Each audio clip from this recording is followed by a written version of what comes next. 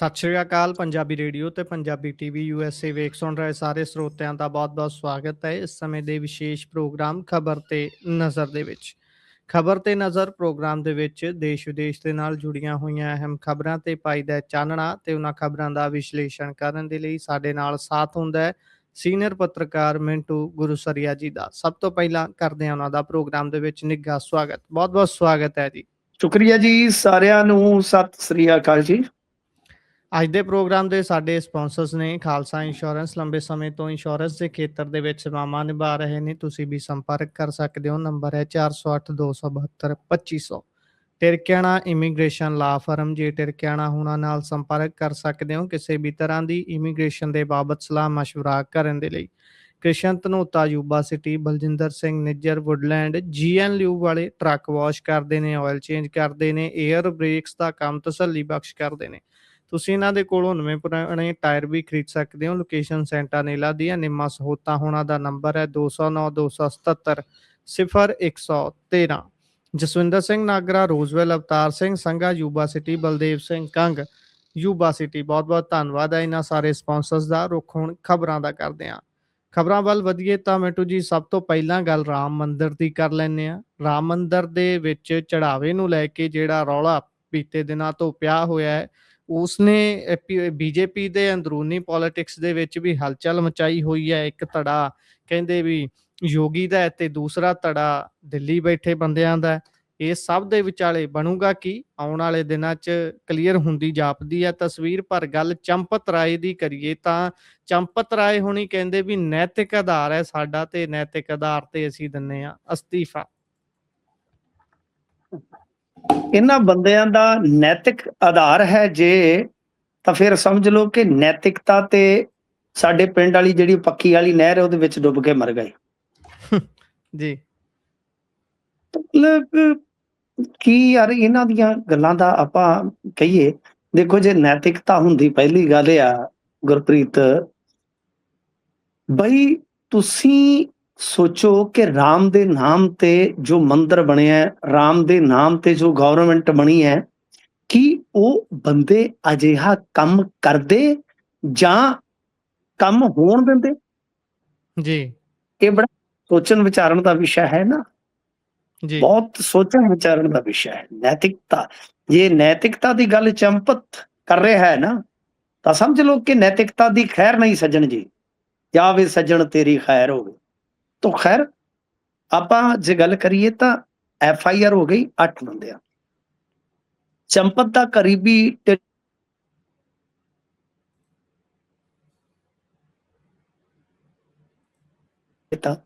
ਹੁਣ ਗੱਲ ਇਹ ਆ ਕਿ ਚੰਪਤ ਰਾਏ ਤਾਂ ਨਿਕਲ ਗਿਆ ਇਹਦੇ ਵਿੱਚੋਂ। ਚੰਪਤ ਰਾਏ ਤਾਂ ਇਹਦੇ ਵਿੱਚੋਂ ਨਿਕਲ ਗਿਆ। ਕਿਉਂ? ਕਿਉਂਕਿ ਅਸਤੀਫਾ ਦੇਣਾ, ਦੇਖੋ, ਕੋਈ ਕਹਿੰਦਾ 100 ਕਰੋੜ ਦੀ ਲੁੱਟ, ਕੋਈ 200 ਕਰੋੜ ਦੀ, ਕੋਈ 300 ਕਰੋੜ ਦੀ, ਕੋਈ ਕਿੰਨਾ, ਮੈਨੂੰ ਨਹੀਂ ਪਤਾ ਜੀ। ਨਾ ਹੀ ਮੈਂ ਇਹ ਕਹਿਣਾ ਕਿ ਪ੍ਰਧਾਨ ਮੰਤਰੀ ਦਾ ਦਫ਼ਤਰ ਇਹਦੇ ਚ ਸਿੱਧੇ ਤੌਰ ਤੇ ਸ਼ਾਮਲ ਆ।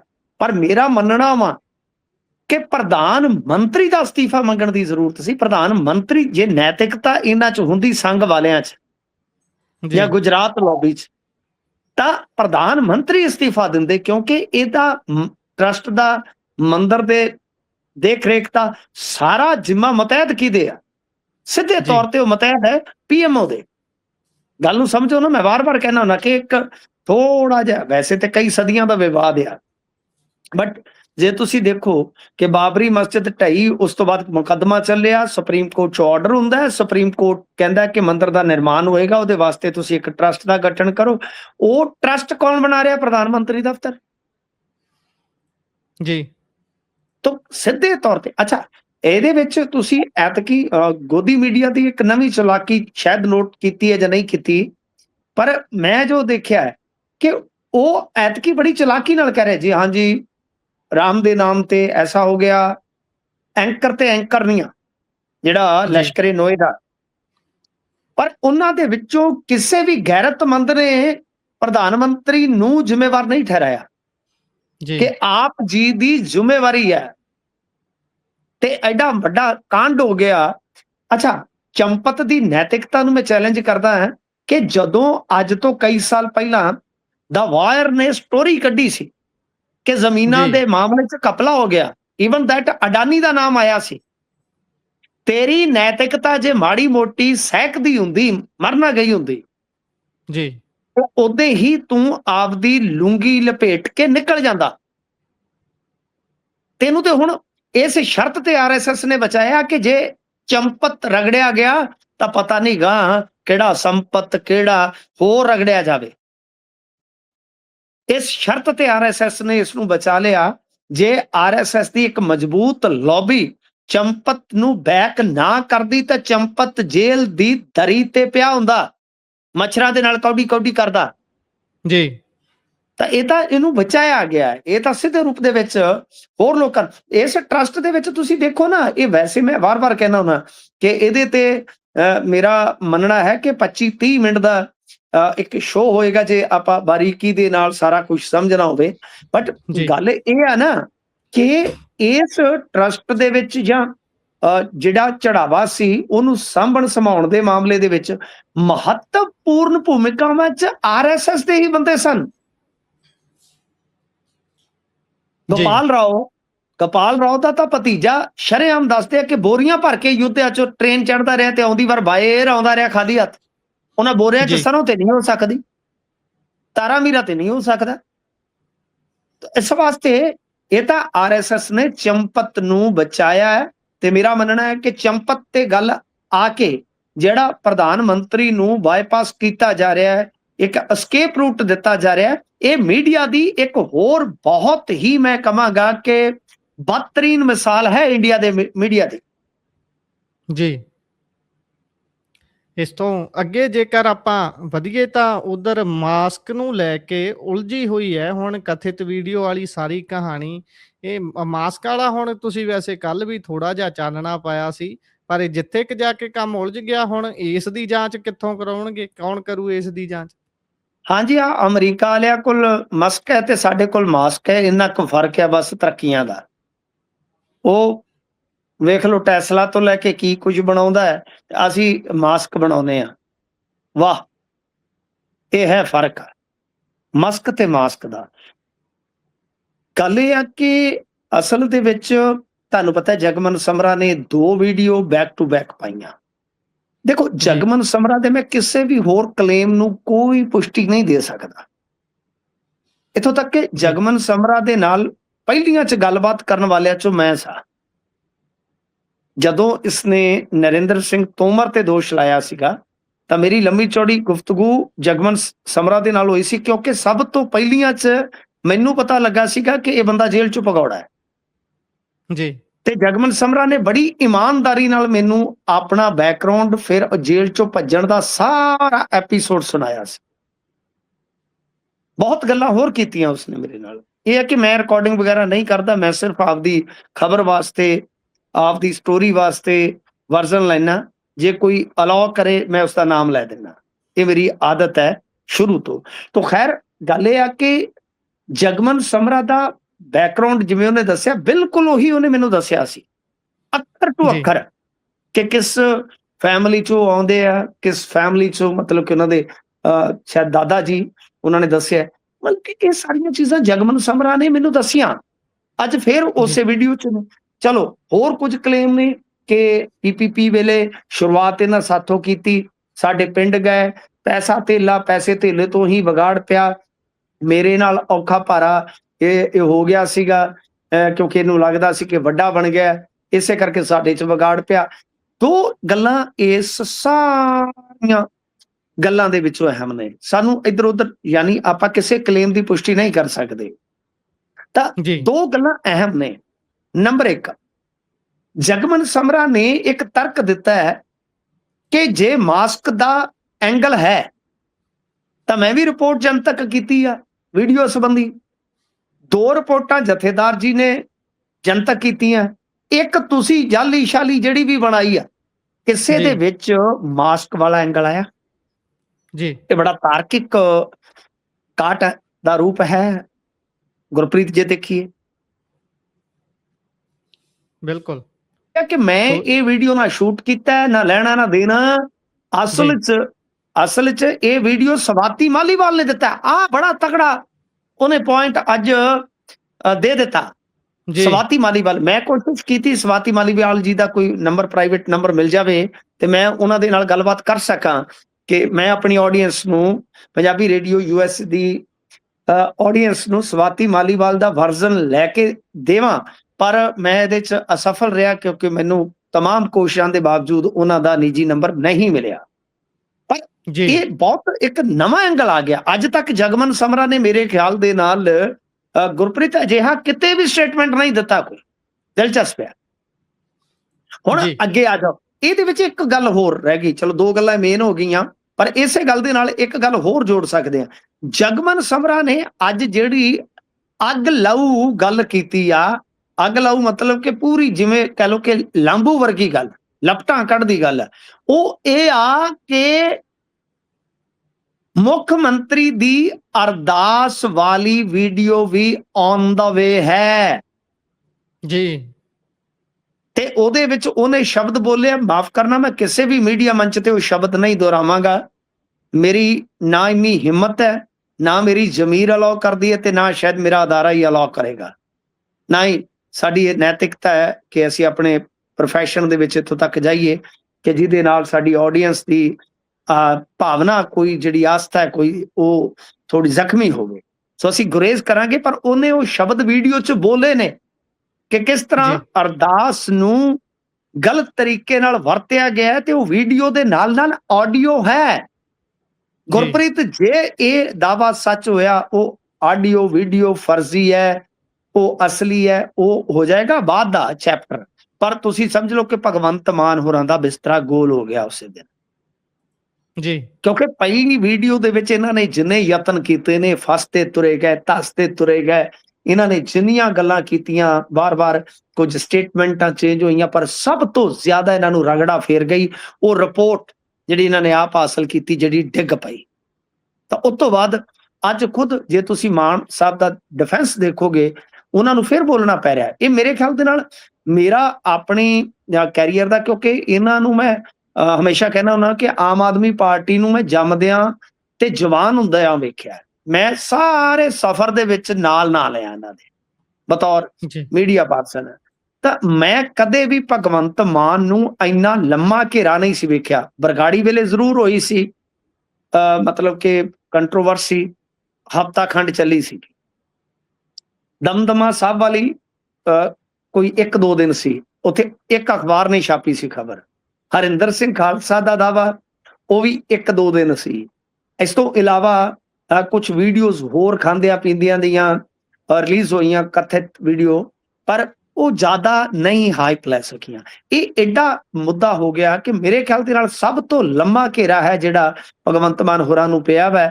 ਪਰ ਇਹਦੇ ਵਿੱਚ ਅੱਜ ਉਹਨਾਂ ਨੇ ਫਿਰ ਬੋਲਿਆ ਕਿ ਮੇਰੀ ਫੇਕ ਵੀਡੀਓ ਬਣਾ ਰਹੇ ਆ ਵਿਰੋਧੀ। ਦੇਖੋ, ਫੇਕ ਵੀਡੀਓ ਹਾਲੇ ਵੀ ਉਹ ਕਹਿ ਰਹੇ ਨੇ ਜੀ, ਮਤਲਬ ਕਿ ਆਪਦੀ ਰਿਪੋਰਟ ਦੇ ਵਿੱਚ ਵੀ ਉਹ ਫੇਕ ਨਹੀਂ ਸਿੱਧ ਕਰ ਸਕੇ, ਫਰਜ਼ੀ ਰਿਪੋਰਟ 'ਚ ਵੀ, ਪਰ ਕਹਿ ਰਹੇ ਆ ਕਿ ਫੇਕ ਵੀਡੀਓ ਬਣਾ ਰਹੇ ਆ। ਤੇ ਇਸ ਦੇ ਨਾਲ ਹੀ ਇਹਨਾਂ ਦੇ ਜਿਹੜੇ ਹੋਰਡਿੰਗਸ ਲੱਗ ਰਹੇ ਨੇ, ਉਹ ਬਹੁਤ ਵੱਡਾ ਇੱਕ ਵਕਤ ਬਣ ਗਿਆ ਇਹਨਾਂ ਵਾਸਤੇ। ਗੁਰੂ ਘਰਾਂ ਅੱਗੇ, ਬੜੇ ਗੁਰੂ ਘਰ ਜਿਵੇਂ ਮੁਕਤਸਰ ਸਾਹਿਬ ਲਾ ਲਓ, ਅੰਮ੍ਰਿਤਸਰ ਲਾ ਲਓ, ਹੋਰ ਇੱਥੇ ਦੁਰਾਹਾ ਦੇ ਵਿੱਚ ਤੇ ਜਿਹੜੇ ਸੀਐਮ ਮਾਨ ਵਿਰੋਧੀ ਹੋਰਡਿੰਗ ਸੀ, ਇਹ ਹਟਾਏ ਗਏ ਤੇ ਉੱਥੇ ਵਿਵਾਦ ਪੈਦਾ ਹੋ ਗਿਆ। ਕਈ ਥਾਈਂ ਇਹਨਾਂ ਦੇ ਭਵੱਕੜ ਦੇਖੋ ਲਾ ਰਹੇ ਨੇ, ਹੋਰਡਿੰਗਸ ਲਾ ਰਹੇ ਨੇ। ਤਾਂ ਮਤਲਬ ਕਿ ਬਹੁਤ ਕਸਮਾਂ ਘੇਰਾ ਹੈ ਗੁਰਪ੍ਰੀਤ, ਬੜਾ ਲੰਮੇਰਾ ਘੇਰਾ ਹੋ ਗਿਆ, ਬੜਾ ਲੰਮਾ ਸਮਾਂ ਹੋ ਗਿਆ। ਪਤਾ ਨਹੀਂ ਕਿੱਥੇ ਕੁ ਜਾ ਕੇ ਜਿਵੇਂ ਕਹਿ ਲਓ ਕਿ ਉਹ ਜਿਹੜਾ ਅਭਿਮਨਿਊ ਦਾ ਸੀਗਾ ਨਾ, ਉਹ ਚੱਕਰਵਿਊਹ, ਇਸ ਚੱਕਰਵਿਊਹ ਨੂੰ ਕੀ ਇਹ ਤੋੜ ਸਕਣਗੇ? ਪਰ ਮੇਰੇ ਖਿਆਲ ਦੇ ਨਾਲ ਜੇ ਇੱਕ ਅੱਧ ਵੀਡੀਓ ਹੋਰ ਕੋਈ ਆ ਗਿਆ ਕੰਟਰੋਵਰਸ਼ਲ, ਜਿਵੇਂ ਕਿ ਦਾਵਾ ਕੀਤਾ ਜਾ ਰਿਹਾ, ਇੱਕ ਨਹੀਂ ਇਹ 2-3 ਬੰਦਿਆਂ ਨੇ ਹੁਣ ਦਾਵਾ ਕਰ ਦਿੱਤਾ। ਜੇਕਰ ਕੁਝ ਬੰਦੇ ਤੇ ਦਾਵਾ ਕਰ ਰਹੇ ਕਿ ਉਹਨਾਂ ਨੇ ਵੀਡੀਓ ਦੇਖੀ ਹੈ ਜੀ, ਤੇ ਜੇਕਰ ਐਸਾ ਹੋ ਗਿਆ ਗੁਰਪ੍ਰੀਤ ਜੀ, ਮਾਨ ਸਾਹਿਬ ਨੂੰ ਬਹੁਤ ਔਖਾ ਜਾਏਗਾ, ਬਹੁਤ ਔਖਾ ਜਾਏਗਾ ਇਸ ਸਿਆਸੀ ਪਿੱਚ ਤੇ ਵਾਪਸੀ ਕਰਨੀ। ਤੇ ਉਦਾਂ ਇਹ ਜਿਵੇਂ ਕਰਦੇ ਪਏ ਨੇ, ਇਹਨਾਂ ਨੂੰ ਥੋੜਾ ਜਿਹਾ ਸੂਝਾ ਤੋਂ ਕੰਮ ਲੈਣਾ ਚਾਹੀਦਾ। ਗੁਰੂ ਘਰ ਦੇ ਅੱਗੇ ਖਲੋ ਕੇ ਨੱਚ ਕੇ ਤੀਰਾਂ ਨੂੰ ਕੱਸ ਕੇ ਪਤਾ ਨਹੀਂ ਕੀ ਸਿੱਧ ਕਰਨਾ ਚਾਹੁੰਦੇ ਨੇ। ਤੇ ਇਹਨਾਂ ਦੇ ਬੰਦੇ ਹੋਰਡਿੰਗਸ ਪਾੜ ਰਹੇ ਨੇ ਜੇ ਗੁਰੂ ਘਰਾਂ ਦੇ ਅੱਗੇ ਲੱਗੇ। ਤਾਂ ਮੇਰੇ ਖਿਆਲ ਦੇ ਨਾਲ ਇਹਨਾਂ ਨੇ ਕੱਲ ਤੇ ਸੁਰ ਤੁਹਾਨੂੰ ਪਤਾ ਹੀ ਹੈ, ਜਥੇਦਾਰ ਸਾਹਿਬ ਜਾਂ ਸ੍ਰੀ ਅਕਾਲ ਤਖਤ ਸਾਹਿਬ ਬਾਰੇ ਨਰਮ ਰੱਖੇ ਆ, ਤਾਂ ਮੇਰਾ ਤੇ ਇਹੋ ਮੰਨਣਾ ਕਿ ਭਾਈ ਤੁਸੀਂ ਝੁੱਕ ਕੇ ਰਹੋ, ਨਿਮਾਣੇ ਹੋ ਕੇ ਰਹੋ। ਜੇ ਤੁਸੀਂ ਸੱਚੇ ਹੋ ਤਾਂ ਬਚ ਨਿਕਲੋਗੇ, ਜੇ ਨਹੀਂ ਵੀ ਤਦ ਵੀ ਗਲਤੀ ਮੰਨ ਲਓਗੇ ਤੇ ਕੋਈ ਫਰਕ ਨਹੀਂ ਪੈਣਾ। ਕਿਉਂਕਿ ਮੈਂ ਅੱਗੇ ਕਹਿਣਾ ਹੁੰਦਾ ਕਿ ਦੇਖੋ, ਜਥੇਦਾਰ ਸਾਹਿਬ ਨੂੰ ਤੁਸੀਂ ਜਿਸ ਤਰ੍ਹਾਂ ਮਰਜ਼ੀ ਲੈ ਲਓ, ਤੁਹਾਡੇ ਤੇ ਮੈਂ ਛੱਡਿਆ, ਪਰੰਤੂ ਜਦੋਂ ਕੋਈ ਬੰਦਾ ਸਿੱਧਾ ਟਕਰਾਅ ਚ ਆਉਂਦਾ ਨਾ ਸ੍ਰੀ ਅਕਾਲ ਤਖਤ ਸਾਹਿਬ ਨਾਲ, ਸਿੱਖ ਸੈਂਟੀਮੈਂਟ ਦੇ ਮੁਤਾਬਕ ਉਹ ਟਕਰਾਓ ਇੱਕ ਸੰਸਥਾ ਨਾਲ ਨਹੀਂ, ਉਹ ਸਿੱਧਮ ਸਿੱਧਾ ਗੁਰੂ ਨਾਲ ਹੁੰਦਾ ਹੈ। ਜੀ ਤੋ ਇਹ ਆਪਣੇ ਆਪ ਦੇ ਵਿੱਚ ਮੈਂ ਸਲਾਹ ਹੀ ਦੇ ਸਕਦਾ ਕਿ ਭਾਈ ਥੋੜਾ ਬਚ ਕੇ ਰਹੋ, ਸੀਰੀਅਸਲੀ ਲਓ, ਇਹ ਮੁੱਦਾ ਬਹੁਤ ਗੰਭੀਰ ਤੇ ਬਹੁਤ ਗੁੰਝਲਦਾਰ ਹੋ ਗਿਆ ਹੈ। ਜੀ ਬਿਲਕੁਲ। ਇਸ ਤੋਂ ਅੱਗੇ ਜੇਕਰ ਆਪਾਂ ਗੱਲ ਕਰੀਏ ਤਾਂ ਗੱਲ ਹਿਮਾਚਲ ਦੀ ਕਰਦੇ ਹਾਂ। ਹਿਮਾਚਲ ਵਾਲੇ ਪੰਜਾਬ ਤੋਂ ਹਿੱਸਾ ਮੰਗ ਰਹੇ ਨੇ, ਇਹ ਕਿਹੜੀ ਨਵੀਂ ਗੱਲ ਤੁਰ ਪਈ ਜੀ ਹੁਣ? ਨਹੀਂ, ਪੰਜਾਬ ਤੋਂ ਭਾਵ ਕਿ ਪੰਜਾਬ ਦੀ ਰਾਜਧਾਨੀ ਤੋਂ, ਜੀ ਤਾਂ ਹੁਣ ਪੰਜਾਬ ਹੀ ਹੋ ਗਿਆ। ਚੰਡੀਗੜ੍ਹ ਪੰਜਾਬ ਦਾ ਹੀ ਹਿੱਸਾ ਹੈ। ਇਹ ਗੱਲ ਵੱਖਰੀ ਹੈ ਕਿ ਦੋ ਭਰਾ ਜਦੋਂ ਵੰਡ ਵੰਡਾਈਏ ਚ ਗਏ ਤੇ ਉਸ ਵੇਲੇ ਫਿਰ ਸਾਂਝੀ ਰਾਜਧਾਨੀ ਬਣ ਗਈ। ਇਹ ਸੁਖੂ ਸਾਹਿਬ ਨੇ ਪੰਜਾਬ ਜੀ ਦੇ ਰਾਜਪਾਲ ਨੂੰ ਮਿਲਦੇ ਆ, ਗੁਲਾਬ ਚੰਦ ਕਟਾਰੀਆ ਰਾਜਪਾਲ ਨੇ। ਇਹ ਕਹਿੰਦੇ ਕਿ ਚੰਡੀਗੜ੍ਹ ਦੇ ਵਿੱਚ ਹਿਮਾਚਲ ਦੇ 7.19% ਹਿੱਸੇ ਨੂੰ ਤੇ BBMB ਦਾ ਜਿਹੜਾ ਬਕਾਇਆ ਜੁੜਿਆ ਪਿਆ, ਉਹਨੂੰ ਦੇਣ ਦੇ ਵਿੱਚ ਬਈ ਸਾਡੀ ਇਮਦਾਦ ਕਰੋ, ਜੀ ਇਮਦਾਦ ਕਰੋ। ਤੇ ਨਾਲ ਇਹਨਾਂ ਨੇ 1966 ਦੇ ਜਿਹੜੇ ਪੁਨਰਗਠਨ ਐਕਟ ਦੇ ਕੁਝ ਨਿਯਮ ਨੇ, ਕੁਝ ਸ਼ਰਤਾਂ ਨੇ, ਇਹਨਾਂ ਨੇ ਕਿਹਾ ਕਿ ਉਹਦੇ ਮੁਤਾਬਕ ਚੰਡੀਗੜ੍ਹ ਦੇ ਵਿੱਚ ਹਿਮਾਚਲ ਦਾ ਜਾਇਜ਼ 7.19% ਹਿੱਸਾ ਜਿਹੜਾ ਹੈ ਉਹ ਸਾਨੂੰ ਦਿਓ, ਯਾਨੀ ਜਨਸੰਖਿਆ ਦੇ ਅਨੁਪਾਤ ਸਾਨੂੰ ਸਾਡੇ ਅਧਿਕਾਰ ਮਿਲਣੇ ਚਾਹੀਦੇ ਆ। ਸੈਕਟਰ 52 ਦੇ ਵਿੱਚ ਨਵੇਂ ਹਿਮਾਚਲ ਸਦਨ ਦਾ ਮਾਮਲਾ ਵੀ ਇਹਨਾਂ ਨੇ ਉਠਾਇਆ ਹੈ ਕਿ ਉੱਥੇ ਬਣਾਉਣ ਵਾਸਤੇ ਸਾਨੂੰ ਮਤਲਬ ਕਿ ਜਿਹੜੀ 5.25 ਏਕੜ ਜ਼ਮੀਨ ਚਾਹੀਦੀ ਹੈ, ਉਹਦੀ ਨਿਸ਼ਾਨਦੇਹੀ ਕਰ ਲਈ ਗਈ ਹੈ ਤੇ ਉਹਦੇ ਨਾਲ ਸਾਡੇ ਵਿਦਿਆਰਥੀਆਂ ਨੂੰ, ਮਰੀਜ਼ਾਂ ਨੂੰ ਜਾਂ ਹੋਰ ਲੋਕਾਂ ਨੂੰ ਸਹੂਲੀਅਤ ਮਿਲੇਗੀ। BBMB ਤੋਂ 13,066 ਮਿਲੀਅਨ ਯੂਨਿਟ ਬਿਜਲੀ ਦਾ ਜਿਹੜਾ ਬਕਾਇਆ ਹੈ, ਉਸ ਸੰਬੰਧ ਦੇ ਵਿੱਚ ਵੀ ਉਹਨਾਂ ਨੇ ਕਿਹਾ ਕਿ BBMB ਤੋਂ ਸਾਨੂੰ ਸਾਡਾ ਬਕਾਇਆ ਜਿਹੜਾ ਉਹ ਦਵਾਇਆ ਜਾਵੇ। ਸ਼ਾਨਨ ਸਕੀਮ ਹੈ ਜਿਹੜੀ ਤੁਹਾਨੂੰ ਪਤਾ ਹੀ ਆ, ਸ਼ਾਨਨ ਪ੍ਰੋਜੈਕਟ ਵਾਲੀ, ਤਾਂ ਇਹਦੇ ਵਿੱਚ ਵੀ ਪੰਜਾਬ ਦੇ ਨਾਲ ਇਹਨਾਂ ਦਾ ਬੜਾ ਵੱਡਾ ਵਿਵਾਦ ਚੱਲਦਾ ਹੈ ਤੇ ਇਹਨਾਂ ਨੇ ਉਹਦੇ ਹੱਲ ਬਾਰੇ ਵੀ ਗੱਲ ਕਹੀ ਆ। ਤਾਂ ਦੇਖੋ, ਗੱਲ ਇਹ ਆ ਕਿ 7.19 ਵਾਲਾ ਹਿੱਸਾ ਅੱਗੇ ਵੀ ਆਇਆ ਤੇ ਹੈ। ਮੈਂ ਇਹਦਾ ਹੁਣ ਦੁਬਾਰਾ ਕੋਈ ਪੜੂੰਗਾ ਪਿਛੋਕੜ ਤੇ ਫੇਰ ਹੀ ਕੋਈ ਗੱਲ ਕਹਿਣ ਦੇ ਕਾਬਿਲ ਆ, ਐਵੇਂ ਤੁੱਕਾ ਨਹੀਂ ਮਾਰਨਾ ਚਾਹੀਦਾ, ਬਹੁਤ ਜਜ਼ਬਾਤੀ ਮਸਲਾ ਹੋ ਜਾਂਦਾ ਹੈ।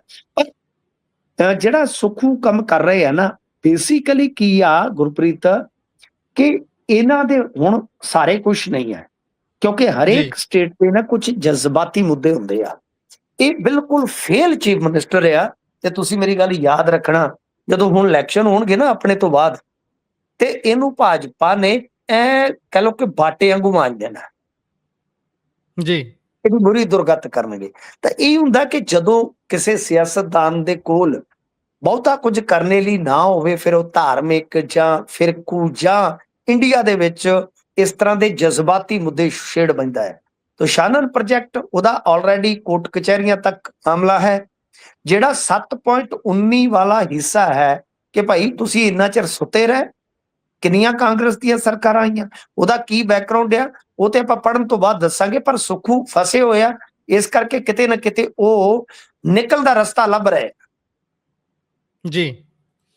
ਇਸ ਤੋਂ ਅੱਗੇ ਜੇਕਰ ਵਧੀਏ ਤਾਂ ਉਧਰ ਚੱਡਾ ਹੋਣੀ ਬਣ ਸਕਦੇ ਨੇ ਕੇਂਦਰੀ ਮੰਤਰੀ। ਇਧਰ ਰਵਨੀਤ ਬਿੱਟੂ ਹੋਣੀ ਤਾਂ ਉਹ ਸੁੱਖ ਭੋਗ ਲਿਆ ਹੈ, ਹੁਣ ਉਹਨਾਂ ਦਾ ਵੀ ਕਾਰਜਕਾਲ ਖਤਮ ਹੋ ਗਿਆ ਹੈ। ਮੁੜ ਕੇ ਅੱਗੇ ਕਦੋਂ ਕਿਵੇਂ ਵਾਰੀ ਆਉਂਦੀ ਹੈ ਇਹ ਤਾਂ ਰੱਬ ਜਾਣਦਾ ਹੈ। ਪਰ ਚੱਡਾ ਹੋਣਾ ਦਾ ਮੌਕਾ ਕਿੰਨਾ ਕੁ % ਬਣਦਾ ਨਜ਼ਰ ਆ ਰਿਹਾ ਹੈ? ਤੁਸੀਂ ਕਿਹਾ ਕਿ ਵਾਰੀ ਬਾਰੇ ਤੇ ਰੱਬ ਹੀ ਜਾਣਦਾ ਹੈ, ਤੇ ਇੱਕ ਮਨਮੋਹਨ ਵਾਰਸ ਨੇ ਆਖਿਆ ਸੀਗਾ ਕਿ ਕਿਸ ਭਾ ਪੈਣੀ ਯਾਰੀ, ਹੁਣ ਰੱਬ ਹੀ ਜਾਣਦਾ, ਰੱਬ ਹੀ ਜਾਣਦਾ ਜੀ। ਗੱਲ ਇਹ ਆ ਕਿ ਵਾਰੀ ਬਾਰੇ ਵੀ ਹੁਣ ਰੱਬ ਹੀ ਜਾਣਦਾ। ਦੇਖੋ, ਗੱਲ ਇਹ ਆ ਕਿ ਭਾਜਪਾ ਦਾ ਇੱਕ ਦਸਤੂਰ ਹੈ, ਮੈਂ ਅਕਸਰ ਕਹਿੰਦਾ ਹੁੰਦਾ ਕਿ ਭਾਜਪਾ ਪੁੱਠੇ ਕੰਮ ਕਰਕੇ ਆਉਣ ਵਾਲੇ ਬੰਦਿਆਂ ਦੇ ਬੜੇ ਮਾਨ ਸਨਮਾਨ ਕਰਦੀ ਹੈ। ਪੁੱਠੇ ਕੰਮ ਮਤਲਬ ਕਿ ਉਹਨਾਂ ਵਾਸਤੇ ਸਿੱਧੇ ਜੀ। ਕੋਈ ਪਾਰਟੀ ਤੋੜੇ ਸ਼ਿੰਦੇ ਵਰਗਾ ਤਾਂ ਮੁੱਖ ਮੰਤਰੀ ਵੀ ਬਣਾ ਦਿੰਦੇ ਆ, ਕੋਈ ਪਾਰਟੀ ਤੋੜੇ ਅਜੀਤ ਪਵਾਰ ਵਰਗਾ ਤਾਂ ਉਹ ਡਿਪਟੀ ਵੀ ਲਾ ਦਿੰਦੇ ਆ, ਕੋਈ ਕਾਂਗਰਸ ਨਾਲ ਗਦਾਰੀ ਕਰਕੇ ਆਵੇ ਤਾਂ ਉਹ ਚੀਫ ਮਿਨਿਸਟਰ ਵੀ ਲਾ ਦਿੰਦੇ, ਬਿਸਵਾ ਸਰਮਾ ਵਰਗਾ। ਮਤਲਬ ਕਿ ਇਹਨਾਂ ਦੇ ਕੋਲ ਇਨਾਮਾਤ ਦੇਣ ਦੀ, ਜਿਵੇਂ ਪੁਰਾਣੇ ਜ਼ਮਾਨੇ 'ਚ ਰਾਜੇ ਮਹਾਰਾਜੇ ਕਰਿਆ ਕਰਦੇ ਸੀਗੇ ਕਿ ਕਿਸੇ ਰਾਜ ਦੇ ਗੱਦਾਰ ਨੂੰ ਪੱਟ ਕੇ ਸੂਹ ਲੈਣ ਲਈ ਫਿਰ ਉਹਨੂੰ ਮੋਹਰਾਂ ਨਾਲ ਸਨਮਾਨਿਤ ਕਰਿਆ ਕਰਦੇ ਸੀ। ਇਹ ਦਸਤੂਰ ਹੈ ਭਾਜਪਾ ਦਾ ਜੀ। ਤਾਂ ਹੁਣ ਇਹਨਾਂ ਨੇ ਮੇਰੇ ਖਿਆਲ ਦੇ ਨਾਲ ਰਾਘਵ ਚੱਡਾ ਨੂੰ ਚੁਣਿਆ ਕਿ ਚੱਡਾ ਸਾਹਿਬ ਚੰਗਾ ਰੋਲ ਅਦਾ ਕੀਤਾ ਤੁਸੀਂ, ਕਿਉਂਕਿ ਚੱਡਾ ਸਾਹਿਬ ਤੇ ਇਹਨਾਂ ਦਾ ਸਾਰਾ ਸਮਾਨ ਹੀ ਲੱਦ ਕੇ ਲੈ ਗਏ ਨਾ ਗੱਡੇ ਤੇ। ਬਿਲਕੁਲ। ਇਹ ਤੇ ਮਤਲਬ ਕਿ ਵਹਿੰਦੇ ਹੀ ਰਹਿ ਗਏ। ਉਹ ਜਿਵੇਂ ਕਹਿੰਦਾ ਨਾ ਗਵਈਆ, ਕੰਡੇ ਰਾਖੀ ਕਰਦੇ ਰਹਿ ਗਏ ਤੇ ਭੌਰ ਨਜ਼ਾਰਾ ਲੈ ਗਏ। ਇਹ ਤੇ ਸਾਰਾ ਕੁਛ ਚੱਡਾ ਹੋਰੀ ਲੈ ਗਏ। ਤੇ ਹੁਣ ਚੱਡੇ ਹੋਰਾਂ ਨੇ ਜਿਹੜਾ ਐਡਾ ਵੱਡਾ ਰੋਲ ਅਦਾ ਕੀਤਾ ਹੈ, ਤਾਂ ਉਹਦੇ ਬਦਲੇ ਹੋ ਸਕਦਾ ਉਹਨਾਂ ਨੂੰ ਵਜ਼ਾਰਤ ਦੇ ਵਿੱਚ ਬਈ ਮੌਕਾ ਮਿਲ ਜਾਵੇ ਤੇ ਪੰਜਾਬ ਨੂੰ ਨੁਮਾਇੰਦਗੀ ਮਿਲ ਜਾਵੇ। ਕਿਉਂਕਿ ਦੇਖੋ, ਆਪਾਂ ਬਹੁਤ ਲੰਮੇ ਸਮੇਂ ਤੋਂ ਕਹਿ ਰਹੇ ਸਾਂ ਕਿ ਇੱਕ ਨੁਮਾਇੰਦਾ ਹੋ ਸਕਦਾ ਵਜ਼ਾਰਤ ਦੇ ਵਿੱਚ। ਜਾਖੜ ਸਾਹਿਬ ਦਾ ਨਾਮ ਆਇਆ ਸੀ, ਪਰ ਜਾਖੜ ਸਾਹਿਬ ਮੇਰੇ ਖਿਆਲ ਦੇ ਨਾਲ ਹਾਲ ਫਿਲਹਾਲ ਉਹਨਾਂ ਦਾ ਨੰਬਰ ਪਿੱਛੇ ਹੈ। ਤਰੁਣ ਚੁੱਗ ਤੇ ਚੱਡਾ, ਇਹਨਾਂ ਦੋਨਾਂ ਦੇ ਵਿੱਚੋਂ ਇੱਕ ਦੀ ਕਿਤੇ ਨਾ ਕਿਤੇ ਵਾਰੀ ਆ ਸਕਦੀ ਹੈ। ਬਾਕੀ ਗੁਜਰਾਤ ਲੌਬੀ ਕੀ ਸੋਚਦੀ ਹੈ, ਇਹ ਤੇ ਖਬਰਾਂ ਚੱਲੀਆਂ ਨੇ ਅੱਜ, ਤੇ ਖਬਰਾਂ ਕਈ ਵਾਰ ਪਲਾਂਟਡ ਵੀ ਹੁੰਦੀਆਂ, ਇਹਦੇ 'ਚ ਕੋਈ ਸ਼ੱਕ ਨਹੀਂ, ਕੋਈ ਦੋ ਰਾਏ ਨਹੀਂ। ਪਰ ਇਹ ਹੋ ਸਕਦਾ, ਉਹਦੀ ਸੰਭਾਵਨਾ ਇਉਂ ਆ ਕਿ ਇੱਕ ਤੇ ਪੰਜਾਬ ਤੋਂ ਆ ਜਾਣਗੇ ਰਾਘਵ ਚੱਡਾ, ਪੰਜਾਬ ਦੇ ਕੋਟੇ ਤੋਂ। ਸੈਕੰਡ ਥਿੰਗ ਇਹ ਆ ਕਿ ਫਿਰ ਇਹ ਪੰਜਾਬ ਦੇ ਵਿੱਚ ਖੁੱਲ ਕੇ ਵਿਚਰ ਸਕਣਗੇ, ਤੇ ਇਹ ਤੇ ਪਾਠਕ ਇਹਨਾਂ ਦਾ ਜਿੱਦਾਂ ਕਹਿ ਲਈਏ ਕਿ ਧਰਮਵੀਰ ਵਾਲਾ ਹਿਸਾਬ ਕਿਤਾਬ ਆ, ਧਰਮਵੀਰ ਕੀ ਜੋੜੀ। ਬਈ ਇਹਨਾਂ ਦੇ ਕੋਲ ਬਹੁਤ ਵੱਡਾ ਡਾਟਾਬੇਸ ਆ, ਇਹਨਾਂ ਦੇ ਕੋਲ ਬਹੁਤ ਸਾਰੇ ਲੋਕ ਸਲੀਪਰ ਸੈੱਲ ਹੈ। ਐਵੇਂ ਥੋੜੀ ਸ਼ਾਹ ਸਾਹਿਬ ਨੇ ਮੀਟਿੰਗ 'ਚ ਕਿਹਾ ਸੀਗਾ ਕਿ ਇਹਨਾਂ ਦੀ ਪਾਰਟੀ ਤੇ 1 ਮਿੰਟ 'ਚ ਉਧੇੜ ਦੂੰ ਮੈਂ, ਜਿਵੇਂ ਪਜਾਮਾ ਦੇੜੀ ਦਾ ਸੀਨ ਤੋਂ ਫੜ ਕੇ। ਜੀ, ਉਹਦਾ ਵੱਡਾ ਕਾਰਨ ਇਹੀ ਆ ਕਿ ਸਲੀਪਰ ਸੈੱਲ ਇਹਨਾਂ ਦੇ ਜਿਹੜੇ ਬੈਠੇ ਆ, ਉਹਨਾਂ ਨੇ ਹੁਣ ਤੇਲ ਪੱਟਾਂ ਨੂੰ ਲਾ ਲਿਆ ਕਿ ਜਦੋਂ ਤੁਸੀਂ ਆਖੋਗੇ ਅਸੀਂ ਸਟਾਰਟਿੰਗ ਪੁਆਇੰਟ ਤੋਂ ਰੇਸ ਖਿੱਚ ਦੇਣੀ ਆ, ਤੇ ਜਿੱਥੋਂ ਕਹੋਗੇ ਜਿੱਥੇ ਤੁਸੀਂ ਫਿਨਿਸ਼ਿੰਗ ਪੁਆਇੰਟ ਰੱਖੋਗੇ ਅਸੀਂ ਉੱਥੇ ਆ ਕੇ ਰੁਕ ਜਾਣਾ। ਸਾਡਾ ਕੀ, ਆਪਾਂ ਤੇ ਦਿਨ ਕੱਟੀ ਜਾਂਦੇ ਆ, ਵੀ ਅਜੇ ਤੇ ਦਿਨ ਅਸੀਂ ਕੱਟੀ ਜਾਂਦੇ ਆ। ਤਾਂ ਇਹ ਜਿਹੜੀ ਹਿਕਮਤ ਅਮਲੀ ਆ, ਉਹਦੇ ਵਿੱਚ ਹੋ ਸਕਦਾ ਰਾਘਵ ਚੱਡਾ ਨੂੰ ਪੰਜਾਬ 'ਚ ਵਰਤਣ ਵਾਸਤੇ ਪੰਜਾਬ ਤੋਂ ਨੁਮਾਇੰਦਾ ਬਣਾ ਦਿੱਤਾ ਜਾਵੇ। ਤਾਂ ਇਹ ਹਾਲੇ ਗੌਸਪ ਹੀ ਆ, ਸਿਆਸਤ ਦੇ ਵਿੱਚ ਗੌਸਪ ਤੁਹਾਨੂੰ ਪਤਾ ਹਮੇਸ਼ਾ ਮਜ਼ੇਦਾਰ ਰਹਿੰਦੇ ਆ। ਅੱਜ ਖਬਰ ਚੱਲੀ ਆ, ਅਸੀਂ ਵੀ ਕਰ ਰਹੇ ਹਾਂ, ਪਰ ਜੇ ਇਹਨਾਂ ਨੂੰ ਬਣਾਇਆ ਜਾਂਦਾ ਤਾਂ ਉਹਦੇ ਪਿੱਛੇ ਕਾਰਨ ਇਹੀ ਹੋਣਗੇ। ਉੱਦਾਂ ਮਿੱਤਲ ਸਾਹਿਬ ਦਾ ਵੀ ਨਾਂ ਗੂੰਜਦਾ, ਜਲੰਧਰ ਵਾਲੇ ਮਿੱਤਲ ਸਾਹਿਬ ਦਾ, ਕਿ ਉਹ ਵੀ ਨਿਕਲ ਸਕਦੇ ਨੇ, ਉਹਨਾਂ ਦੀ ਵੀ ਲਾਟਰੀ ਹੋ ਸਕਦਾ ਕਿ ਆ ਜਾਵੇ। ਪਰ ਮੇਰੇ ਖਿਆਲ ਦੇ ਨਾਲ ਇਹ ਦੋ ਚਿਹਰੇ ਮਜ਼ਬੂਤ ਨੇ, ਤੇ ਦੋਨਾਂ ਦੇ ਵਿੱਚੋਂ ਜੇ ਮੈਂ ਵੇਖਾਂ ਤੇ ਫਿਰ ਜੇ ਇਹਨਾਂ ਨੇ ਇਧਰੋਂ ਕੋਈ ਬਣਾਉਣਾ ਤਾਂ ਰਾਘਵ ਚੱਡਾ ਉਹਦੇ 'ਚ ਪ੍ਰਮੁੱਖ ਹੋ ਸਕਦੇ ਨੇ। ਜੀ, ਪਰ ਸ਼ਾਇਦ ਰਾਘਵ ਚੱਡਾ ਹੋਣਾ ਨੂੰ ਪਤਾ ਨਹੀਂ ਕਿਹੜਾ ਸੱਪ ਸੁੰਘ ਗਿਆ, ਹੁਣ ਘੱਟ ਬੋਲਦੇ ਨੇ, ਨਹੀਂ ਤਾਂ ਹਰੇਕ ਮੁੱਦੇ ਤੇ ਰੀਲ ਪਾਉਣਾ ਉਹਨਾਂ ਦੀ ਫਿਤਰਤ ਦੇ ਵਿੱਚ ਸ਼ਾਮਲ ਹੋ ਗਿਆ ਸੀ। ਤੇ ਲੋਕ ਗੱਲਾਂ ਕਰਦੇ ਸੀ ਵੀ ਲੋਕ ਮੁੱਦੇ ਵੀ ਬਹੁਤ ਵਧੀਆ ਚੱਕੇ ਉਹਨਾਂ ਨੇ, ਆਖੇ ਗਿਗ ਵਰਕਰਸ ਦਾ ਮੁੱਦਾ, 에ਅਰਪੋਰਟ ਦੇ ਉੱਪਰ ਵੱਧ ਰਹੇ ਰੇਟਾਂ ਦਾ, ਉਹ ਤਾਂ ਚਲੋ ਕੋਈ ਚੰਗੀਆਂ ਗੱਲਾਂ ਵੀ ਸੀ, ਪਰ ਸੰਸਦ 'ਚ ਚੁੱਕੇ ਸੀਗੇ ਗੁਰਪ੍ਰੀਤ ਜੀ, ਉਹ ਸੰਸਦ 'ਚ ਉਦੋਂ ਚੁੱਕੇ ਸੀ ਜਦੋਂ ਉਹ ਆਪ ਹਾਲੇ ਨਹੀਂ ਸੀ ਚੁੱਕੇ ਗਏ। ਹੁਣ ਉਹ ਆਪ ਚੁੱਕੇ ਗਏ ਆ ਸੰਸਦ ਦੇ ਵਿੱਚ, ਫਿਰ ਉਹ ਕੀ ਚੁੱਕਣਗੇ ਮੁੱਦੇ? ਉਹ ਬਿਲਕੁਲ ਸੰਸਦ ਦੇ ਵਿੱਚ ਉਹ ਰਾਜ ਸਭਾ ਦੇ ਮੈਂਬਰ ਬਣਾ ਕੇ ਬੇਸ਼ੱਕ ਆਮ ਆਦਮੀ ਪਾਰਟੀ ਵੱਲੋਂ ਭੇਜੇ ਗਏ ਸੀ, ਅੱਜ ਕੱਲ ਭਾਜਪਾ ਦੇ ਬੁੱਕਲ ਦਾ ਸ਼ਿੰਗਾਰ ਨੇ। ਪਰ ਮੈਂ ਥੋੜੀ ਜਿਹੀ ਚਾਨਣਾ ਇਹ ਪਾਉਣਾ ਚਾਹੁੰਦਾ ਵੀ ਉਹਨਾਂ ਨੂੰ MP ਲੈਡ ਫੰਡ ਜਿਹੜਾ ਮਿਲਦਾ ਹੈ 24 ਕਰੋੜ ਹੁਣ ਤੱਕ ਉਹਨਾਂ ਨੂੰ ਮਿਲਿਆ, ਤੇ ਜਨਾਬ ਹੁਣੀ 2022 ਤੋਂ ਲੈ ਕੇ 26 ਅੱਧਾ ਲੰਘ ਗਿਆ, ਸਿਰਫ 70 ਲੱਖ ਰੁਪਈਆ ਖਰਚਿਆ ਉਸ ਦੇ ਵਿੱਚੋਂ। ਪੰਜਾਬ ਏਦਾਂ ਦੀ ਸਟੇਟ ਹੈ ਜਿਹਨੂੰ ਕਹਿਣ ਦਾ ਭਾਵ ਵੀ ਕਰਜ਼ਾ ਸਿਰ ਗੋਡੇ ਚੜਿਆ ਤੇ ਕੇਂਦਰ ਕੁਝ ਦਿੰਦਾ ਨਹੀਂ, ਤੇ ਇਹੋ ਜਿਹੇ ਜਿਹੜੇ ਮਿਲਦੇ ਉਹਨਾਂ ਨੂੰ ਤਾਂ ਤੁਸੀਂ ਸਹੀ ਪਾਸੇ ਇੰਪਲੀਮੈਂਟ ਕਰੋ। ਇਹਦੇ ਵਿੱਚੋਂ ਵੀ ਬਹੁਤੇ ਜਿਹੜੇ ਉਹ ਫੈਂਸਿੰਗ ਤੇ ਬੈਂਚਾਂ ਤੇ ਲੱਗੇ ਨੇ, ਇਹ ਸਾਰੇ ਮੋਹਾਲੀ 'ਚ ਲੱਗੇ ਹੋਏ ਪੈਸੇ ਨਜ਼ਰ ਆ ਰਹੇ ਨੇ। ਕਹਿਣ ਦਾ ਭਾਵ ਵੀ ਕਰਨ ਨੂੰ ਏਦਾਂ ਹੀ ਆ, ਬਸ ਰੀਲਾਂ 'ਚ ਹੀ ਜ਼ਿਆਦਾ ਕੰਮ ਚੱਕਿਆ ਹੋਇਆ। ਮੈਂ ਤੁਹਾਡੀ ਜਾਣਕਾਰੀ ਹਿੱਤ ਦੱਸ ਦੇਵਾਂ ਕਿ MP ਲੈਡ ਜਿਹੜਾ ਹੁੰਦਾ ਉਹ ਕੁਝ ਸੀਮਤ ਮੱਦਾਂ ਤੇ ਹੀ ਖਰਚ ਕੀਤਾ ਜਾ ਸਕਦਾ ਗੁਰਪ੍ਰੀਤ, ਤੇ MP ਕਦੇ ਵੀ ਸਿੱਧਾ ਖਰਚ ਨਹੀਂ ਕਰਦਾ। MP ਲੈਡ ਜਿਹੜਾ ਹੁੰਦਾ DC ਦੇ ਥਰੂ ਨਿਕਲਦਾ ਹੈ, MP ਰეკਮੈਂਡ ਕਰਦਾ ਹੈ। ਤੋ ਮਤਲਬ ਕਿ ਇਹਨਾਂ ਨੇ ਤਾਂ ਰეკਮੈਂਡ ਵੀ ਨਹੀਂ ਕੀਤਾ। ਹਾਂਜੀ, ਮੈਂ ਉਹੀ ਕਹਿ ਰਿਹਾ ਨਾ, ਕੁਝ ਨਿਸ਼ਚਿਤ ਮੱਦਾਂ ਹੁੰਦੀਆਂ, ਪਰ ਮੇਰੇ ਖਿਆਲ ਦੇ ਨਾਲ ਮੈਕਸਿਮਮ ਜਿੰਨਾ ਤੁਹਾਨੂੰ ਮਿਲਿਆ ਉਹਨਾਂ ਖਰਚ ਕਰਨਾ ਚਾਹੀਦਾ। 100% ਦਾ 100% ਜਿਹੜੀਆਂ ਵੀ ਮੱਦਾਂ ਹੈਗੀਆਂ ਨੇ, ਭਗਵੰਤ ਮਾਨ ਨੇ ਇੱਕ ਅੱਛਾ ਕੰਮ ਇਹ ਕੀਤਾ ਸੀਗਾ ਕਿ ਆਪਦਾ MP ਲੈਡ ਬਹੁਤ ਜ਼ਿਆਦਾ ਖਰਚ ਕੀਤਾ ਸੀਗਾ, ਤੇ ਇਹ ਕੁਝ ਜੀ। ਚੀਜ਼ਾਂ ਹੁੰਦੀਆਂ ਨੇ ਜਿਹੜੀਆਂ ਫਿਰ ਤੁਹਾਨੂੰ ਕਿਤੇ ਨਾ ਕਿਤੇ ਥੋੜਾ ਬਈ ਗ੍ਰੇਟ ਵੀ ਬਣਾ ਦਿੰਦੀਆਂ ਨੇ। ਤੇ ਸੰਤ ਬਲਵੀਰ ਸਿੰਘ ਸੀਚੇਵਾਲ ਜਿਹੜੇ ਇਕਲੌਤੇ ਹੁਣ ਰਾਜ ਸਭਾ ਦੇ ਵਿੱਚ ਆਮ ਆਦਮੀ ਪਾਰਟੀ ਦੇ ਮੈਂਬਰ ਨੇ, ਉਹਨਾਂ ਨੇ ਜਨਾਬ ਨੇ 64.8% ਪੈਸਾ ਖਰਚ ਕਰ ਦਿੱਤਾ, ਜਿੰਨੇ ਉਹਨਾਂ ਨੂੰ ਅਲਾਟ ਹੋਏ ਸੀ। 19 ਕਰੋੜ ਉਹਨਾਂ ਨੂੰ ਅਲਾਟ ਹੋਇਆ, ਤੇ ਉਹਦੇ ਵਿੱਚੋਂ ਪੌਣੇ 13 ਕਰੋੜ ਰੁਪਈਆ ਅਗਲੇ ਖਰਚ ਚੁੱਕੇ ਨੇ। ਬਹੁਤਾ ਪੈਸਾ ਵਾਟਰ ਬੋਡੀਜ਼ ਤੇ ਖਰਚਿਆ ਇਹਨਾਂ ਨੇ। ਚਲੋ ਜੋ ਵੀ ਹੈ, ਜਿੱਥੇ ਵੀ ਹੈ, ਮੈਂ ਤੁਹਾਨੂੰ ਦੱਸਿਆ ਨਾ ਕਿ ਨਿਸ਼ਚਿਤ ਮੱਦਾਂ ਹੁੰਦੀਆਂ ਨੇ, ਤੁਸੀਂ ਉਹਨਾਂ ਮੱਦਾਂ ਤੋਂ ਬਾਹਰ ਨਹੀਂ ਜਾ ਸਕਦੇ। ਪਰ ਜਿੱਥੇ ਵੀ ਜੀ, ਕਿਸੇ ਨੂੰ ਚੰਗਾ ਲੱਗਦਾ ਹੈ, ਉਹ ਉਹਨਾਂ ਦਾ ਖੇਤਰ ਹੈ, ਤਾਂ ਵਧੀਆ ਜੀ, ਗੱਲ ਹੈ। ਖਰਚ ਕਰਨਾ ਬਿਲਕੁਲ। ਚਾਹੀਦਾ, ਕਿਉਂਕਿ ਤੁਸੀਂ ਜਿਸ ਕੰਮ ਵਾਸਤੇ ਆਏ ਹੋ ਉਸ ਕੰਮ ਨੂੰ ਡਨ ਕਰੋ, ਡਿਊਟੀ ਡਨ ਹੋਣੀ ਚਾਹੀਦੀ ਹੈ ਤੁਹਾਡੀ। ਜੀ, ਬਿਲਕੁਲ, ਬਿਲਕੁਲ। ਅੱਗੇ ਵਧੀਏ ਤਾਂ ਮੰਡੀ ਗੋਬਿੰਦਗੜ੍ਹ ਚੋਣ ਦੇ ਵਿੱਚ ਹੰਗਾਮਾ ਹੋਇਆ ਹੈ ਜੀ। ਦੇਖੋ, ਇਹ ਜਿਹੜੀਆਂ ਚੀਜ਼ਾਂ ਚੱਲ ਰਹੀਆਂ ਨੇ, ਮੈਂ ਹੁਣੇ ਵੇਖ ਰਿਹਾ ਸੀਗਾ ਕਿ ਬਈ ਅਬੋਹਰ ਵਾਸਤੇ ਅਬਜ਼ਰਵਰ ਲਾ ਦਿੱਤਾ ਗਿਆ ਮਨਪ੍ਰੀਤ ਬਾਦਲ ਨੂੰ, ਕਿਉਂਕਿ ਇੱਥੇ ਵੀ ਪ੍ਰਧਾਨ ਚੁਣਿਆ ਜਾਣਾ ਹੈ। ਤੇ ਕਈ ਥਾਈਂ ਰੌਲਾ ਪਿਆ, ਜੇ ਮੈਂ ਤੁਹਾਨੂੰ ਦੱਸਾਂ ਤੇ ਕਈ ਏਦਾਂ ਦੇ ਇਲਾਕੇ ਮਿਲ ਜਾਣਗੇ ਜਿੱਥੇ ਹੱਲਾ ਲਾਲਾ ਹੋਇਆ। ਤੇ ਇੱਥੇ ਵੀ ਅੱਜ ਗੋਬਿੰਦਗੜ੍ਹ ਦੇ ਵਿੱਚ ਵੀ ਆਪਾਂ ਵੇਖੀਏ ਤੇ ਕਾਫੀ ਰੌਲਾ ਪਿਆ। ਇੱਥੋਂ ਤੱਕ ਕਿ ਕਿਹਾ ਗਿਆ ਵਿਰੋਧੀ ਧਿਰ ਵੱਲੋਂ ਕਿ ਇਹਨਾਂ ਨੇ ਇੱਕ ਕਾਉਂਸਲਰ ਨੂੰ 2 ਵਾਰ ਗਿਣ ਲਿਆ, ਮਤਲਬ ਕਿ ਜਦੋਂ ਕਾਊਂਟਿੰਗ ਕਰਵਾਈ ਆ।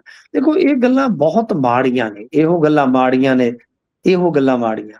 ਤਾਂ ਗੱਲ ਇਹ ਆ ਕਿ ਬਈ ਜਿੱਥੇ ਤੁਸੀਂ ਈਜ਼ੀਲੀ ਜਿੱਤ ਸਕਦੇ ਹੋ ਯਾਰ, ਜਿੱਤੋ। ਜਿੱਥੇ ਦੂਜਾ ਜਿੱਤ ਦਾ ਪਿਆ ਹੈ, ਉਸ ਦੀ ਜਿੱਤ ਦੇ ਰਾਹ ਚ ਰੋੜਾ ਤੇ ਨਾ ਬਣੋ। ਮੰਡੀ ਗੋਬਿੰਦਗੜ੍ਹ ਦੀ ਨਗਰ ਕੌਂਸਲ ਆ, ਪ੍ਰਧਾਨਗੀ ਦਾ ਅੱਜ ਅਹੁਦਾ ਕਿਸੇ ਇੱਕ ਕੋਲ ਜਾਣਾ ਸੀਗਾ, ਪੁਲਿਸ ਛਾਉਣੀ ਚ ਇਹ ਤਬਦੀਲ ਹੋ ਜਾਂਦੇ ਨੇ ਅਦਾਰੇ ਸੰਸਥਾਵਾਂ ਜਦੋਂ ਇਸ ਤਰ੍ਹਾਂ ਦਾ ਹੁੰਦਾ ਹੈ ਕੰਮ। ਤਾਂ ਜੀ, ਦੂਜੇ ਪਾਸੇ ਜੇ ਤੁਸੀਂ ਵੇਖੋਗੇ, ਕਾਂਗਰਸ, ਭਾਜਪਾ ਤੇ ਆਮ ਆਦਮੀ ਪਾਰਟੀ ਤੋਂ ਅੱਡ ਹੋਏ ਕੌਂਸਲਰਾਂ ਨੇ ਦੋਸ਼ ਲਾਇਆ ਕਿ ਪ੍ਰਧਾਨ ਦਾ ਜਿਹੜਾ ਚੁਣਿਆ ਜਾਣਾ ਸੀਗਾ, ਪੂਰੀ ਤਰ੍ਹਾਂ ਗੈਰ ਸੰਵਿਧਾਨਕ ਤਰੀਕੇ ਨਾਲ ਇਹ ਇਲੈਕਸ਼ਨ ਕਰਵਾਇਆ ਗਿਆ। ਤਾਂ ਆਪਣੇ ਆਪ ਦੇ ਵਿੱਚ ਬਹੁਤ ਹੀ ਵੱਡੇ ਵਿਵਾਦ ਬਣ ਰਹੇ ਨੇ। ਪਹਿਲਾਂ ਵੋਟਾਂ, ਹੁਣ ਆ ਜਿਹੜੀ ਪ੍ਰਧਾਨਾਂ ਦੀ ਚੋਣ ਆ, ਇਹ ਵੀ ਬਹੁਤ ਵੱਡਾ। ਮੈਂ ਜੇ ਤੁਹਾਨੂੰ ਦੱਸਾਂ ਤੇ ਕਈ ਥਾਵਾਂ ਤੋਂ ਇਸ ਤਰ੍ਹਾਂ ਦੀਆਂ ਖਬਰਾਂ ਨੇ ਮੇਰੇ ਪਾਸ ਕਿ ਬਈ ਕਿਤੇ ਆ ਹੋ ਰਿਹਾ, ਕਿਤੇ ਆ ਹੋ ਰਿਹਾ, ਕਿਤੇ ਉਹ ਹੋ ਰਿਹਾ। ਤੋ ਇਹ ਚੀਜ਼ਾਂ ਜਿਹੜੀਆਂ ਨੇ ਮੇਰੇ ਖਿਆਲ ਦੇ ਨਾਲ ਸਹੀ ਨਹੀਂ ਹੈ ਗੁਰਪ੍ਰੀਤ, ਕਿ ਤੁਹਾਨੂੰ ਜਿੱਥੇ ਲੱਗਦਾ ਹੈ ਕਿ ਤੁਸੀਂ ਬਣ ਰਹੇ ਹੋ ਤਾਂ ਬਣ ਜਾਓ, ਕੋਈ ਫਰਕ ਨਹੀਂ ਪੈਂਦਾ। ਪਰ ਜਿੱਥੇ ਕੋਈ ਵਿਰੋਧੀ ਬਣਦਾ ਹੈ, ਉੱਥੇ ਉਹਨੂੰ ਬੰਨ੍ਹ ਦਿਓ ਯਾਰ। ਜੀ, ਬਿਲਕੁਲ। ਤੇ ਇਸ ਤੋਂ ਅੱਗੇ ਵਧੀਏ ਤਾਂ ਉਧਰ ਪੰਜਾਬ ਦੇ ਡਿਪਟੀ ਸਪੀਕਰ ਦੇ ਭਾਣਜੇ ਦਾ ਵੀ ਰੌਲਾ ਪੈ ਗਿਆ। ਕੀ ਹੈ ਜੀ ਇਹ ਰੌਲਾ? ਦੇਖੋ, ਇਹਨਾਂ ਦੇ ਭਾਣਜੇ ਦਾ ਰੌਲਾ ਇਹ ਆ ਕਿ ਉਹ ਇਲੈਕਸ਼ਨ ਦੇ ਵਿੱਚ ਖਲੋਤਾ ਸੀਗਾ। ਇਸ ਤੇ ਮੈਂ ਖਬਰ ਵੀ ਕੀਤੀ ਸੀ, ਜੈ ਕ੍ਰਿਸ਼ਨ ਰੋੜੀ ਜੀ ਦੇ ਨਾਲ ਮੇਰੀ ਗੱਲ ਵੀ ਹੋਈ ਸੀ ਉਸ ਟਾਈਮ। ਇਤਰਾਜ਼ ਇਹ ਲੱਗਾ ਸੀਗਾ ਕਿ ਇਹਨਾਂ ਦੇ ਜਿੱਥੇ ਉਹ ਖੜੇ ਸਨ, ਉੱਥੇ ਵੋਟਰ ਜਿਹੜੇ ਆ ਉਹ ਗਲਤ ਤਰੀਕੇ ਨਾਲ ਆ ਕੇ ਰਜਿਸਟਰਡ ਹੋਏ ਨੇ। ਇਹ ਆਪਣੇ ਆਪ ਦੇ ਵਿੱਚ ਬੜੀ ਹੈਰਾਨਗੀ ਦਾ ਵਿਸ਼ਾ ਹੈ। ਤੇ ਹੁਣ ਉਹ ਕੰਪਲੇਂਟ ਮੇਰੇ ਖਿਆਲ ਦੇ ਨਾਲ ਨੋਟਿਸ ਜਿਹੜਾ ਹੈ ਉਹ ਗਾਂ ਦੀ ਗਾਂ HC ਅਰੋੜਾ ਦੇ ਜ਼ਰੀਏ, ਜੋ ਹਾਰੇ ਉਸ ਵਾਰਡ ਦੇ ਵਿੱਚੋਂ, ਉਹਨਾਂ ਨੇ, ਸਿੰਘਾ ਸਾਹਿਬ ਹੈ ਉਹਨਾਂ ਦਾ ਨਾਮ, ਉਹਨਾਂ ਨੇ ਇਹ ਮੁੱਦਾ ਚੁੱਕ ਲਿਆ ਕਿ ਜੈ ਕ੍ਰਿਸ਼ਨ ਸਿੰਘ ਰੋੜੀ ਕਹਿੰਦੇ ਨੇ ਕਿ ਜੀ ਸਾਡਾ ਭਾਣਜਾ ਇੱਥੇ ਹੀ ਰਿਹਾ, ਇੱਥੇ ਸਾਡੇ ਕੋਲ ਪਲਿਆ ਵਾ, ਸਾਡੀ ਵੱਡੀ ਭੈਣ ਦਾ ਬੱਚਾ ਹੋਣ ਕਰਕੇ ਉਹ ਸਾਡੇ ਕੋਲ ਹੀ ਰਿਹਾ, ਉਹਦੇ ਕਾਗਜ਼ਾਤ ਵਗੈਰਾ ਇੱਥੇ ਹੀ ਨੇ। ਪਰ ਉਹਨਾਂ ਨੇ ਵੋਟਰ ਸੂਚੀਆਂ ਲਿਆਂਦੀਆਂ ਕਿ ਕਿੰਨੀ ਦੂਰੋਂ ਵੋਟਰ ਜਿਹੜੇ ਆ ਉਹ ਇੱਥੇ ਆ ਕੇ ਰਜਿਸਟਰਡ ਹੋਏ। ਨਾ ਸਿਰਫ ਰਜਿਸਟਰ ਹੋਏ, ਬਲਕਿ ਉਹ ਡਬਲ ਵੋਟਰ ਸਨ। ਤਾਂ ਕਾਫੀ ਵੱਡਾ ਪੰਗਾ ਇਹਨਾਂ ਨੂੰ ਪੈ ਸਕਦਾ। ਹਾਲਾਂਕਿ ਇਹਨਾਂ ਨੇ ਕਿਹਾ ਕਿ ਉਹ ਕਾਨੂੰਨ ਦੇ ਕੋਲ ਜਾਣ, ਉਹਨਾਂ ਦਾ ਹੱਕ ਬਣਦਾ ਹੈ। ਪਰ ਮੇਰੇ ਖਿਆਲ ਦੇ ਨਾਲ ਆਉਣ ਵਾਲੇ ਸਮੇਂ ਦੇ ਵਿੱਚ ਇਹ ਵੱਡਾ ਇਹਨਾਂ ਵਾਸਤੇ ਪੰਗਾ ਬਣ ਸਕਦਾ ਹੈ ਜੀ। ਜੀ, ਬਿਲਕੁਲ। ਇਸੇ ਦੇ ਨਾਲ ਪ੍ਰੋਗਰਾਮ ਦਾ ਸਮਾਂ ਇੱਥੇ ਹੀ ਸਮਾਪਤ ਹੁੰਦਾ ਹੈ। ਤੁਸੀਂ ਜੁੜੇ ਜਾਣਕਾਰੀਆਂ ਸਾਂਝੀਆਂ ਕੀਤੀਆਂ, ਬਹੁਤ-ਬਹੁਤ ਧੰਨਵਾਦ ਜੀ। ਧੰਨਵਾਦ।